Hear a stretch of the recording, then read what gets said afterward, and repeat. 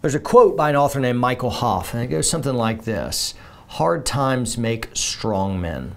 Strong men create good times.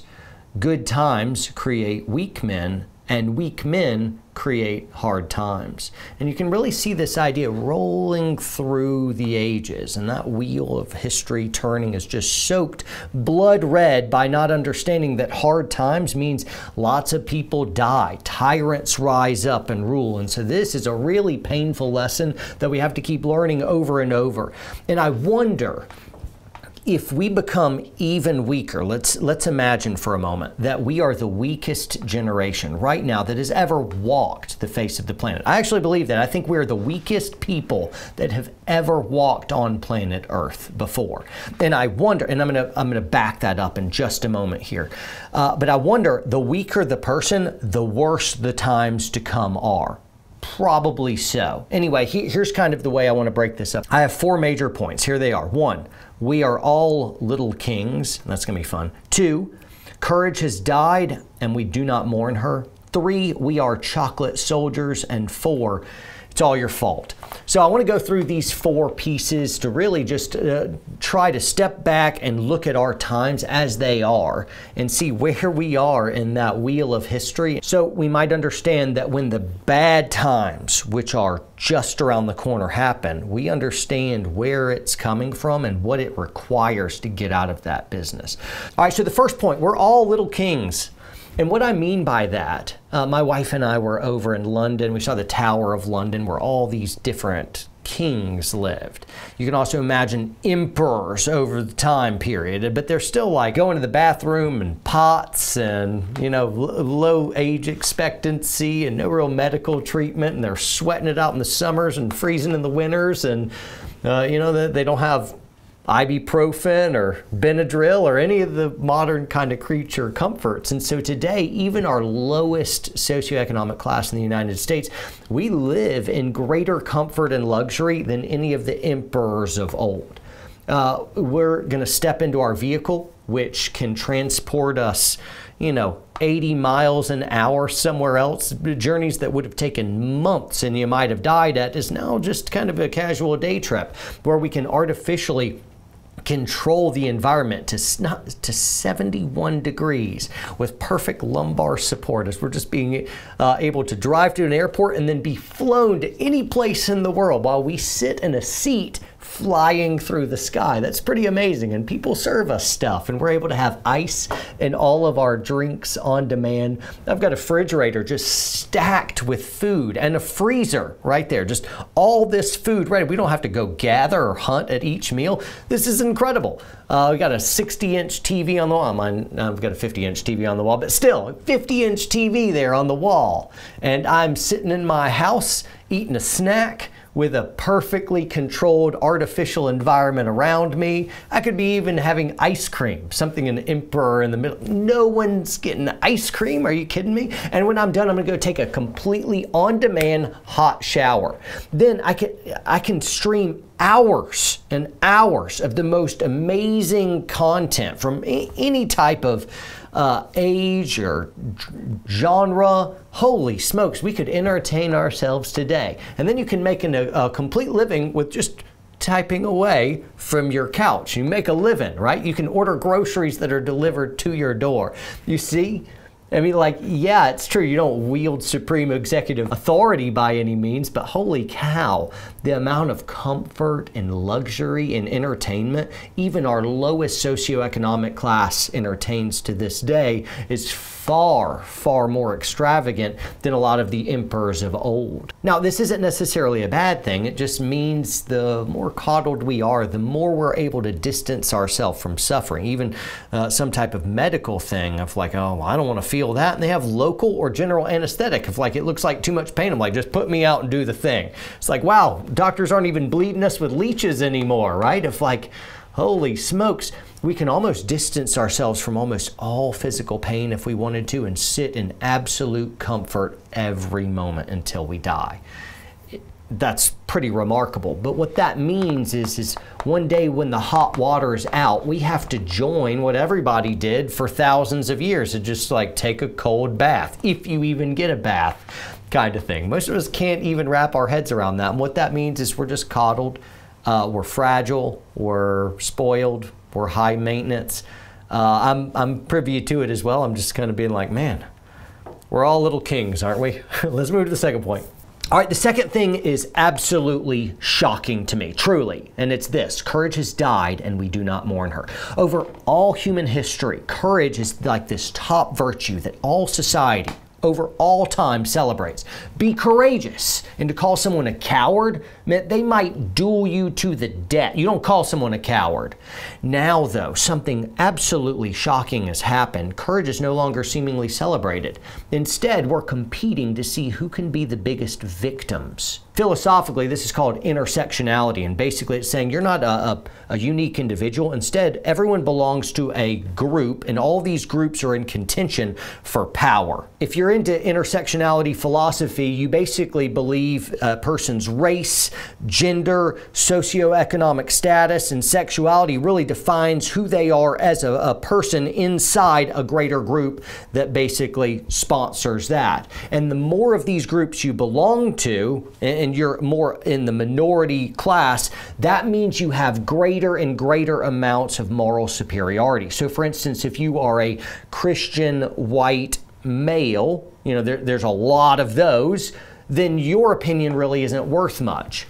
But if you are from a minority class of some kind, so that if you are black, gay, female, trans person, now you've achieved multiple victim statuses across a lot of different groups, and so you wield supreme moral authority. Your opinion counts and mine doesn't. I'm evil, I'm oppressor, and you are good because you are minority. That's how intersectionality works. But basically, the gist of it is this: super upside down weird thing is happening. We're competing to see who can be the greatest victim. And victimhood means your opinion is worth more. Victimhood means you're morally superior. Guys, it's not race or gender or sexuality or socioeconomic class. It's not that all the rich are evil and all the poor are good. It's that everybody should be evaluated as individuals to be a good person, be a loving person, be giving, be generous. That's the stuff. It's what are your ideas? What are your beliefs? You don't get a token pass just because you belong to a minority group. Doesn't mean you're right or wrong. Each value and belief should, and each person should be evaluated individually, not as a group. So the intersectionalists are wrong, and we shouldn't compete just to be victims. This is crazy pills, nuts. I feel crazy that I even have to say that. You know, I'm still living Martin Luther King Jr.'s dream of, he has a dream that his kids wouldn't be judged by the color of their skin, but by the content of their character, right? But intersectionality immediately kind of like, Martin Luther King Jr. who? What? And just ran right past what he was saying. Our third thing, guys, is we are chocolate soldiers. That's an interesting phrase, chocolate soldiers. I stole that from a dude named C.T. Studd, who was basically calling out some of his peers because they had the appearance of being courageous, but really when the slightest amount of heat was applied to them, they would melt away. I mean, you look like you're brave, but you're really not. We're chocolate soldiers. Now today, we like to imagine that we're all fierce and strong-willed and strong-minded. But listen, I wrote this. Everything is offensive now. Cat in the Hat, canceled. MAGA hats, old statues in parks, inconvenient facts of history, the number of genders, disagreement on what is healthy sexuality, the state of policing in America, guns and the Second Amendment, Karl Marx, climate change, BLM, elections, the Kung flu, Israel, abortion, and 1,000 other triggers that send us running into our safe spaces. It appears that we're not able to speak openly about anything. You're at a dinner, or maybe it's a holiday with your family, and you know, don't talk about politics because that relative may not ever talk to you again over it. Can't talk to your neighbors about elections. Can't talk to your coworkers about firearms. Can't talk to anybody even about the weather because climate change, right? Everyone's so easily triggered and offended. It wasn't terribly long ago, maybe in the last just generation, few decades, where it became impossible to talk about the stuff that really matters. Don't talk about money, God, or politics. It's kind of like, well, That's kind of like the most important stuff, though, of like, what does that mean? Or like, what do I just talk about the weather? And now we can't even really talk about the weather, as I said, because before you couldn't talk about what matters. Now it seems like we can't even talk about what doesn't matter.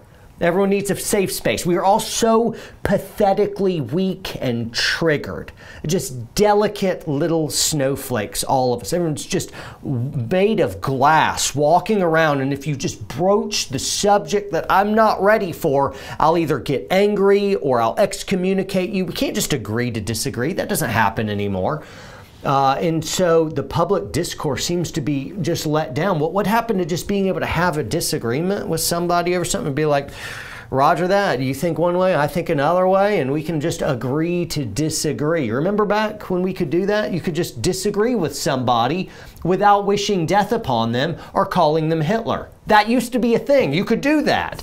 Not everyone that disagreed with you was a Nazi, but now it's immediate. You disagree? Nazi. You're a Nazi. You're racist. Everything's racist. This phone, racist. Look at this. This strip, it's all racist. Everything's racist until nothing's racist. Now when someone like calls me a racist, I'm on YouTube, so I get called a racist a lot. I'm kind of like, all right, but I worship a brown Middle Eastern man as God, yet I'm still racist. All right, whatever. But now it's like a buzzing in my ear. I don't even really hear it anymore because everything and everyone's a racist until you've watered down the term where it doesn't really mean anything anymore. Of like, no, hey, racism is real and it's awful and it's super shallow and dude, you suck if you're racist. But when everyone's all of a sudden a racist, I'm kind of like, oh, well, racist. Yeah, I get it. Everyone's a racist. And that kind of thing's happening. It's like the word is so overused, it's losing its actual potency. So I'm on a little bit of a tirade. We really need to move on to point 4. Everything is your fault. It's not my fault. If you ask me what's wrong with the world, it's the systems. It's the capitalists, or it's the president, or it's the institutions of power. You know what's wrong. It's the universe. It's the media. It's the system. It's the man. It's keeping you down. It's my boss is an idiot. It's always someone else's fault, isn't it?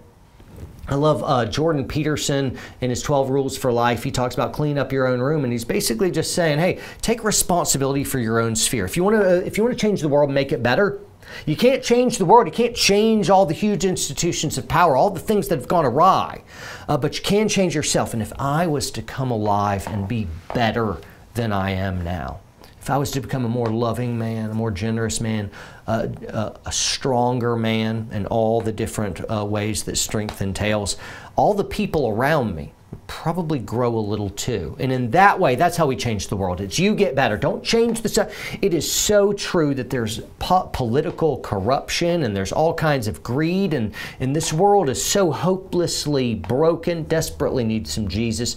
Anyway, the world is absolutely broken. And so I won't disagree with you there. But at some point, it can't just always, all wrongs in your life can't be someone else's fault. At some point, we just got to own it and be like, hey, you know what? I can change me, and I'm the problem with me. My biggest problem is actually me. It's not out there, it's me. I'm my biggest problem, right? And so we're in the age of non-accountability. We'd rather sue somebody else, blame somebody else, complain, go all caps lock on Facebook, decrying everyone else as the villain, when we're really just conveniently changing the subject so we don't have to really deal with our own stuff. Our laziness, our apathy, our cowardice, our insecurities, our frivolity when it comes to, spending maturely on a budget, our inability to really invest in loving those people around us. That's the thing. We're procrastinators. We're lazy. We're self-centered. And at some point, we need to start taking some type of accountability. These are 4 factors that are all coming together to make us the weakest generation that's ever walked the planet. We're all little kings. It's always someone else's fault. I mean, we're not taking responsibility for our own crap. We're all chocolate soldiers, and that we're just so easily offended. And we don't even really value courage as this great attribute anymore. Where's all the strong men gone? Right? How many times do we see those heroes in television shows? Where's bold masculinity? And it seems like there's no more room in the world for dangerous men. It doesn't seem to be a virtue that's even being put forth. But I know people out there, though it's not mainstream and it's not really in front of you anymore, I know for my part, courage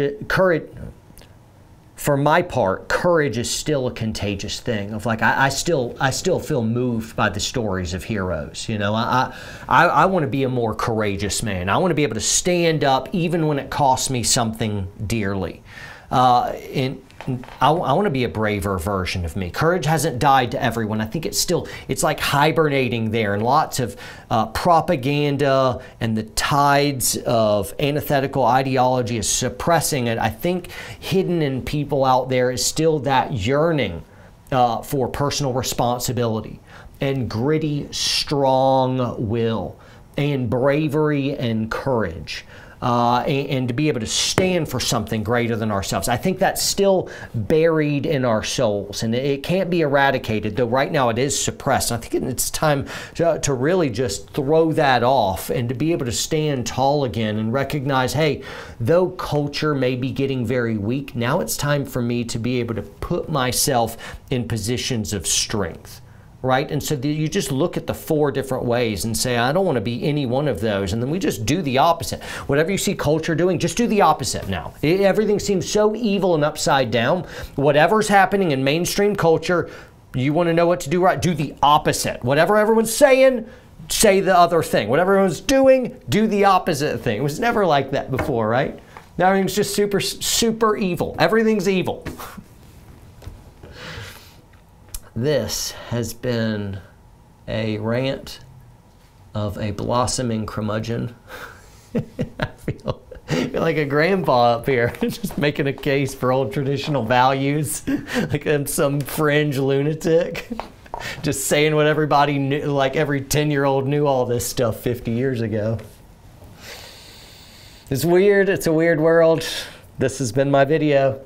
Train hard, train smart, stay free, subscribe, like, share, all that stuff. See you guys. Now that we've shot some targets for speed and accuracy, let's imagine a 3-dimensional battlefield. He can only do that because he brought his base with him in a step. Ready, fight. You really need to go out and get this training. Here, and I grab right here. I'm trying to prepare you not just for range commando stuff, I'm trying to prepare you to win fights and to not get killed.